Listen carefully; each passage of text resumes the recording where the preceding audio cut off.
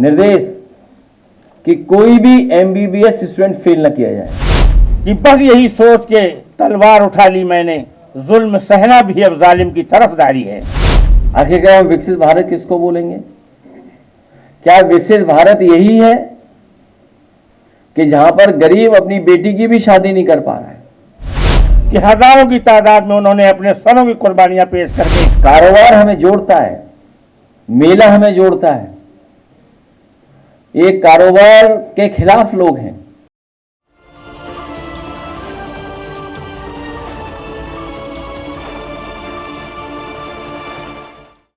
और प्रदेश कमेटी के तमाम तर मेंबरान और जिम्मेदार मंच पर बैठे हुए और मंच के अलावा भी उत्तर प्रदेश का दिलो दिमाग यहाँ पर बैठा हुआ है।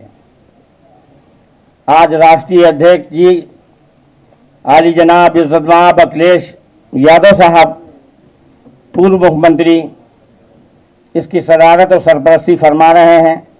उन्होंने बहुत कुछ सुझाव दिया, आप हजरात ने सुना, और बहुत ज़्यादा सुझाव देने की अब कोई ज़रूरत हम लोगों को नहीं रह गई। एक दो जख्म नहीं पूरा बदन है छलनी, एक दो जख्म नहीं पूरा बदन है छलनी, और जख्म बेचारा परेशान है किधर से उठे।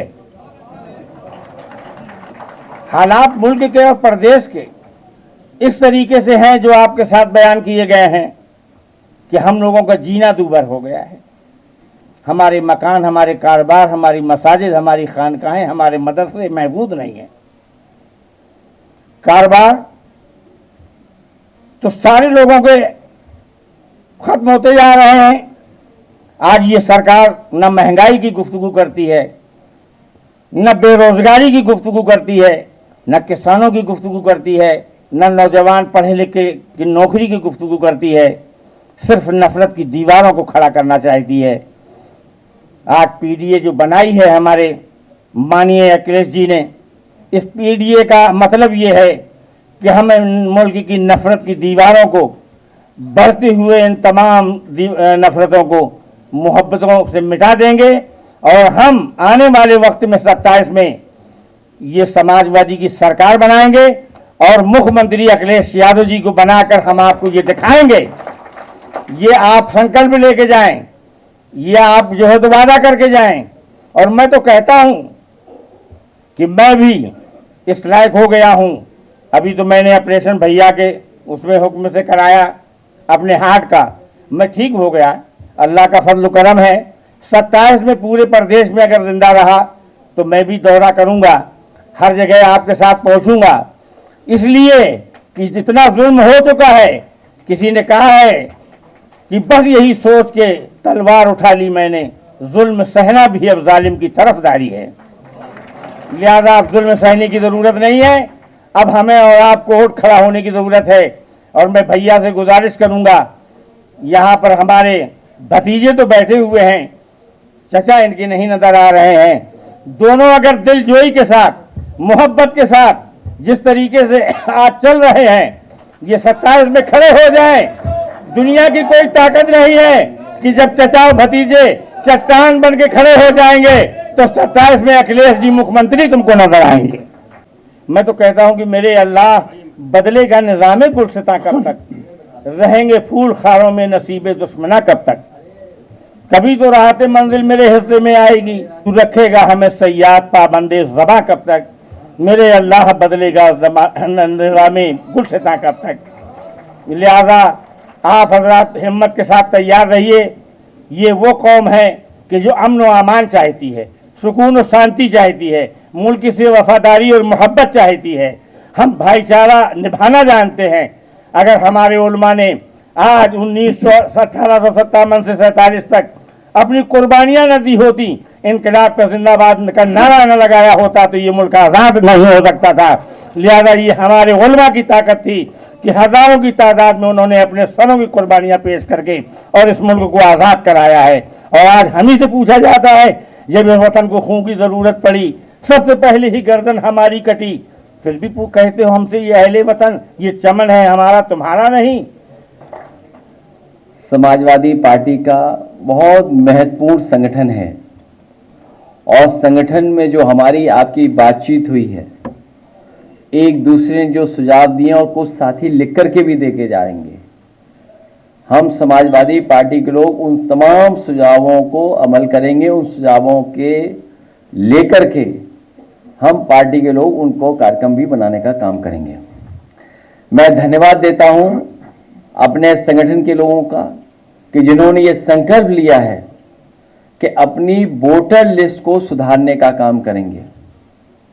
भारतीय जनता पार्टी की साजिश, षड्यंत्र और समय समय पर जो लगातार चुनाव में धांधली करते हैं, उस धांधली को रोकने के लिए, अपनी वोटर लिस्ट को ठीक करने के लिए हम लोग गांव में, गली में, मोहल्लों में जाकर के अपने साथियों के जिनके वोट छूट गए हैं उनके बनवाएंगे।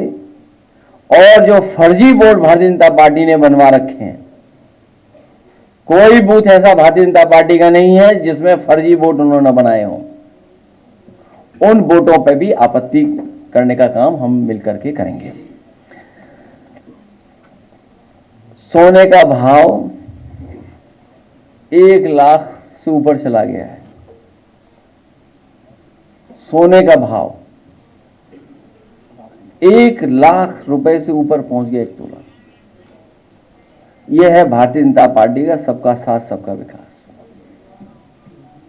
आप सोचिए, गरीब परिवार में अगर कोई शादी हो तो अपने परिवार की बेटी के लिए एक सामान भी खरीद करके गरीब परिवार का सदस्य नहीं दे सकता। उसके माँ बाप, पिता अगर कुछ देना चाहेंगे तब भी नहीं दे पाएंगे।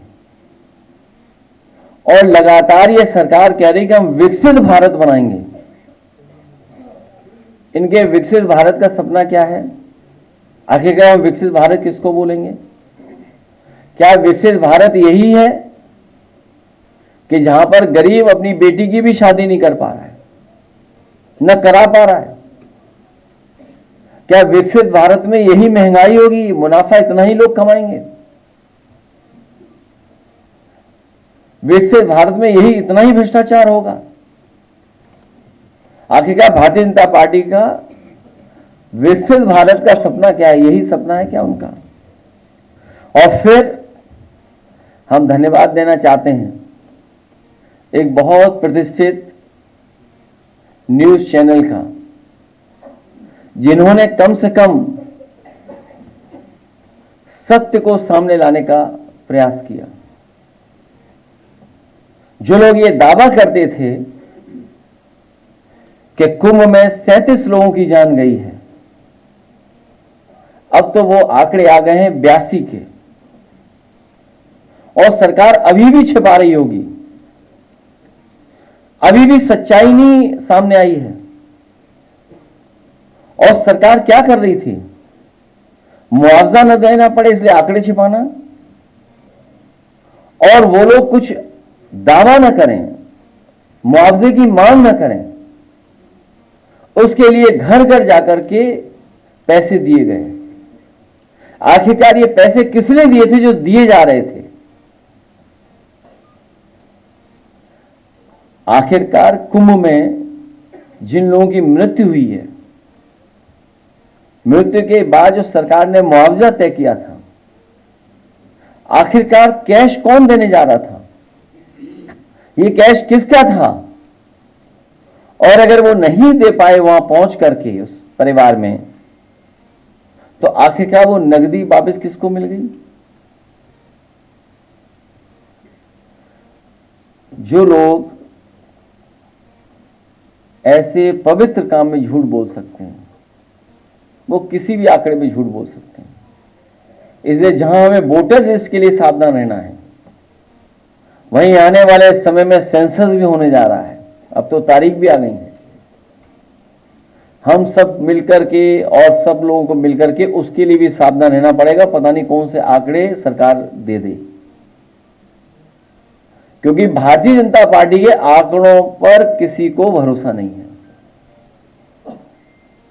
जो बुनियादी सवाल हैं, किसान की तरक्की, खुशहाली, उसकी आय दोगुनी होना, हर फसल की कीमत मिल जाना, किसान की जरूरत की चीजों को सस्ता उपलब्ध कराना, समय पर उपलब्ध कराना, सरकार का कोई ध्यान नहीं उस तरफ। बड़े पैमाने पर बेरोजगारी है, बड़े पैमाने पर इन्होंने रोजगार और नौकरी के सर्टिफिकेट नहीं दिए हैं। सच्चाई यह है कि 8 साल के लखनऊ और दिल्ली के काम करने के तरीके ने, आर्थिक नीतियों ने बड़े पैमाने पर बेरोजगार बनाने का काम किया है। पढ़े लिखे नौजवानों को बेरोजगार बना दिया। सही तरीके से काम होता तो करोड़ों लोगों को नौकरी मिल जाती। और अपना ही घोषणा पत्र अगर ये बार बार पढ़ते तो लाखों का आंकड़ा नहीं देना पड़ता, करोड़ों का आंकड़ा देती है। इसलिए भारतीय जनता पार्टी की हर बात झूठी है। मैं सभी अल्पसंख्यक सभा के सदस्यों का, राष्ट्रीय अध्यक्ष जी का, प्रदेश अध्यक्ष जी का, उनके साथ है उस संगठन के लोगों का और उनके साथ जितने भी संगठन में लोग काम कर रहे हैं उनका मैं बहुत बहुत धन्यवाद और आभार प्रकट करता हूं। भारतीय जनता पार्टी और उनकी सरकार नफरत को बढ़ाने का काम करेंगे। जो परंपरागत हमारे मिली जुली संस्कृति का, हमारे जो आपसी मेल के स्थान या मेले, उनको जानबूझ करके रोकना चाहती है। कारोबार हमें जोड़ता है, मेला हमें जोड़ता है।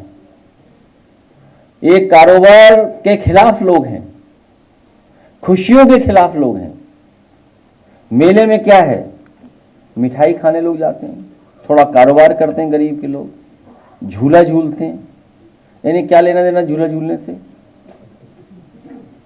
कोई मेला ऐसा नहीं होता ना जहां पर झूला ना लगता हो,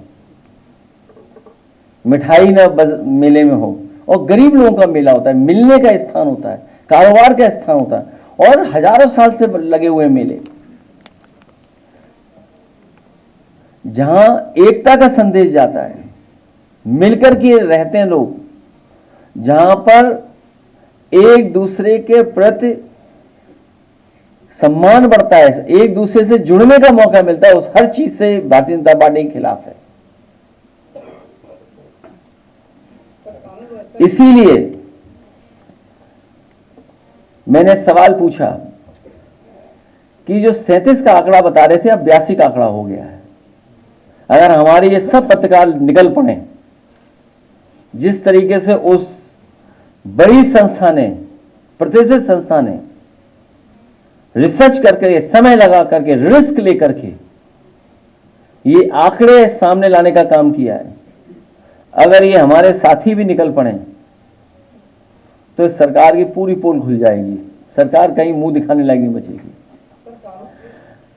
ये कैश आया कहां से जो दिया जा रहा था?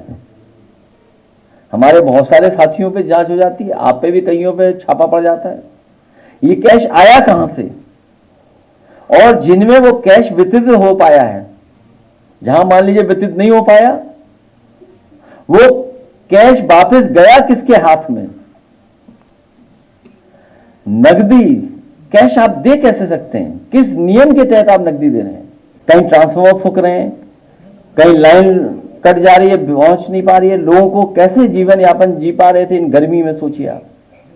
कोई बिजली बनाने का कारखाना नहीं लगाया। और अब सुनने में आ रहा है कि ग्रामीण और शहरी क्षेत्र में महंगी बिजली मिलने वाली है।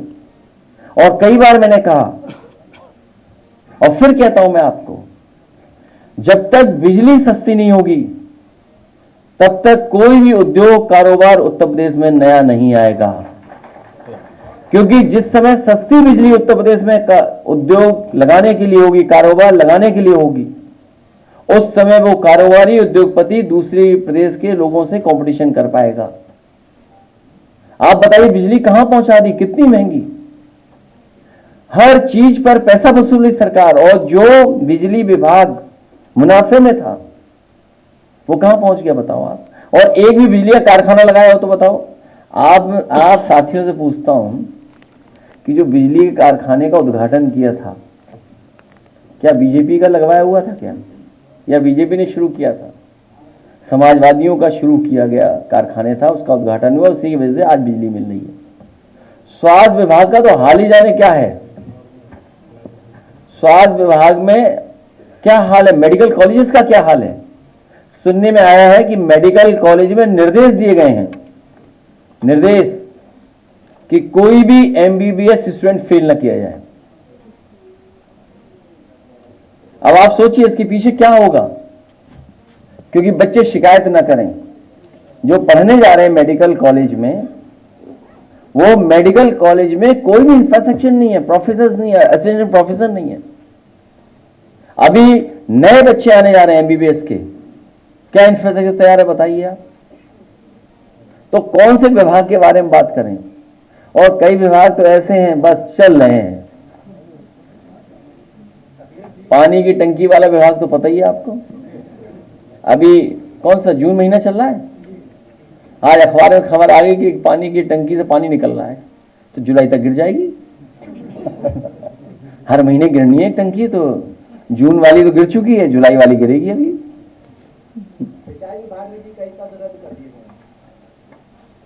अब ये सरकार ही रद्द होगी, जनता रद्द कर देगी इसको।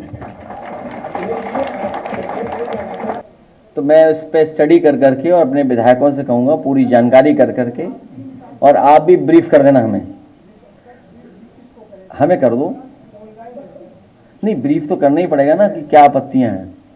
और आपको बहुत मोटी बात बता दूं, हर इंस्टीट्यूशन को, जो इंस्टीट्यूशन इंडिपेंडेंट है, हर इंस्टीट्यूशन को ये कंट्रोल करना चाहते हैं, चाहे कोऑपरेटिव सोसाइटी का हो, चाहे कोई भी हो, हर एक का कंट्रोल भारतीय जनता पार्टी खुद चाहती है। उसी के तहत सब फैसले सरकार लेती है।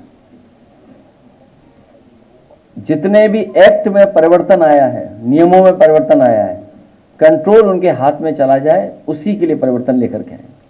हाँ, तो सोचिए कितने लाख रुपए, कितने, और नाइजीरिया से अकाउंट ऑपरेट हो रहा था, और कौन पैसा दे रहा था, बीजेपी वाले पैसा दे रहे थे।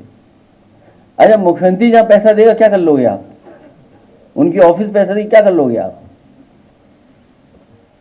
जो काम अगर उनकी देख रेख में हो तो क्या कोई कुछ कर लेगा। इसीलिए ये सब बैठे हुए सगा हटाने के लिए। ऐसा हटेगी बीजेपी इस बार, पता नहीं लगे बीजेपी कहां चली गई। इस आया नहीं अभी तक पेज उसका, छोड़िए मत दिखाइए पेज, वो सब जानते हैं। इसलिए प्रेस के लोगों का बहुत धन्यवाद।